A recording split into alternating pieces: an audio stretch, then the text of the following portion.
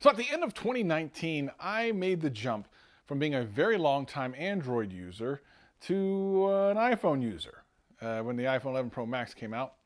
And it was my first time having an iPhone as my main phone ever. I've tested some phones here and there on this channel, as some of you know, but as far as like using it all the time, this was really my first time. Having said all that, it's actually been a pretty good transition. There's been a lot of great things. Love iMessage, love AirDrop. It actually makes the fact that I edit all my videos on my iPad Pro even better, because sometimes I shoot B-roll with my iPhone and I can just AirDrop it over. Never thought that would be a big deal. Also, getting updates in a timely manner consistently across all of my devices is a huge win. Like, these are great things. Fantastic things. The battery life on the iPhone 11 Pro Max is amazing. But I'm just going to be honest, and I said this from the beginning, this was never going to be a forever thing. It just really wasn't. At least it wasn't supposed to be. As a matter of fact, I'm already supposed to be over on the OnePlus 8 Pro, but they decided to charge all types of money for that, so I'm still here in iPhone land. And I know that the Galaxy Note 20 Ultra, or whatever they're going to call it, is going to be $1 million, but I mean, listen, I need to get back to Android at some point pretty soon. It was just going to be a one-night fling, Apple. It was just, you know, it was a thing. My baby's mama is waiting for me. She's calling me. But you know, if you want me to move in, there are a couple of things you could do, and your first opportunity would be in iOS 14. And you know what? I'm going to help you. I'm going to tell you all about them right after this. This is, you know you listening to Travis. What up, players? Welcome back. And for all you new people, welcome. My name's Travis and I do tech videos every single week and have a blast doing them. If that sounds like fun to you, sit back, relax, and enjoy the video. Anything I talk about will be in the description below.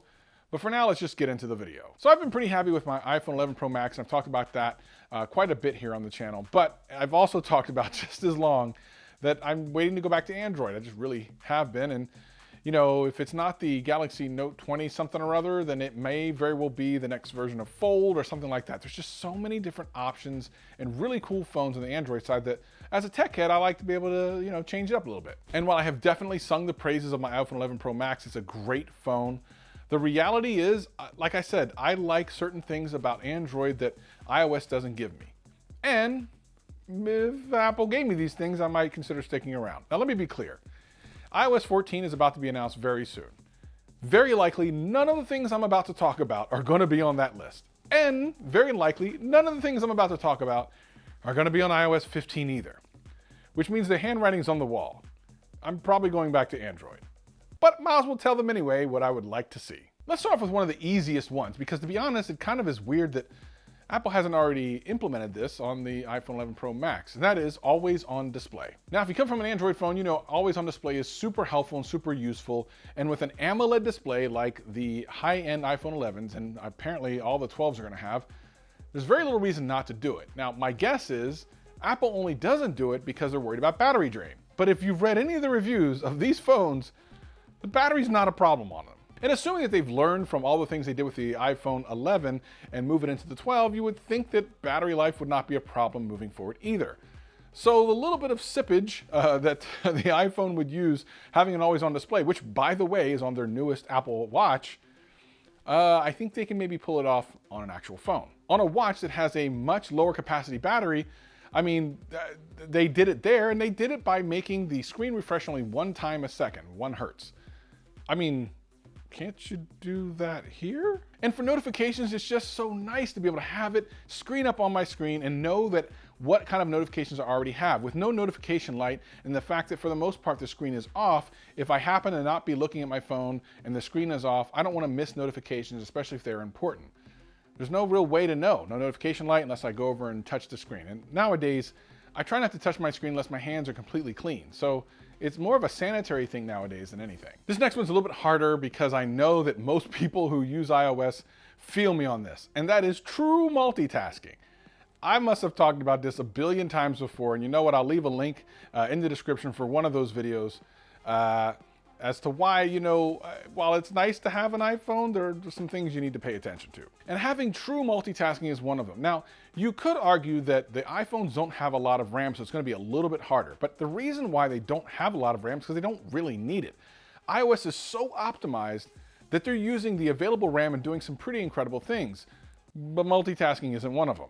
And like I've said a billion times before, I just don't know if an app is going to stay open after I swipe up and move to another one. The multitasking rules just don't seem equal to me. Some people in the comments have said they've had no problems, but most people in the comments agree with me. Sometimes you get out into an app and you go into another one, the other app is closed. And while we're on that, especially if you watch YouTube, I would love to see the pop-out window. Now, there's a lot of multitasking things you can do on Android that you can't do on iOS, including minimizing a window for YouTube and then going about and doing other things. You could be watching a video and just minimize it and it sits in a little corner and then you can go about doing your business. It's pretty cool. I kind of like that. I like that a lot. And don't even get me started on the fact you can't watch 4K YouTube. Apple and YouTube, can you guys get together and figure this out? I know that they're supposed to be coming up with a new codec that allegedly will fix this problem in the future, but I just don't know. Like on my Apple TV, I gotta watch in 1080p. Can you believe that? 4K content and a 1080p on a 4K streaming box. Bruh. Another personal pet peeve of mine is the fact that you can swipe down 3 different ways from the top and get 3 different settings. Now, some people might like the option. Swiping down from the top left gets you your notification from anywhere on the screen, gets you your Siri suggestions, and then from the top right gets you your settings. Just give me, I just want to swipe down and get everything, like on Android. I don't want 3 swipe downs, just one. Just one. And one thing that Android added a while back, which I absolutely love, is the auto reply suggestions. When you get a notification from like a text message or something at the top, they give you options to answer very quickly. And a matter of fact, can answer directly from the notification shade. I love that. Don't want to have to open up an app to start replying to a text. I would like to just have the option to just click an option. And sometimes now it'll look at the message and try to figure out if you're being asked to go somewhere and then open up in Maps. Like Android on this is pretty close. Like the funny thing is like, while iMessage in a lot of ways is better than standard SMS, some of the things that Android's doing with text messaging, I miss so bad. So bad. So I don't know, this might be a personal thing. Again, it's something that I particularly like and that for me is, I would use every single day. Like I rarely opened up my text messages unless I'm actually going to start a new message. When someone's replying to me or sending me a text, I always use the shade. What about you? If you have an Android, do you use it very often? Let me know in the comments below. Now look, iOS 14 will be fine. It'll be great. It'll add some pretty cool new features, at least the ones that we think they're gonna add. They'll be fine. But there's nothing that's like moving the needle.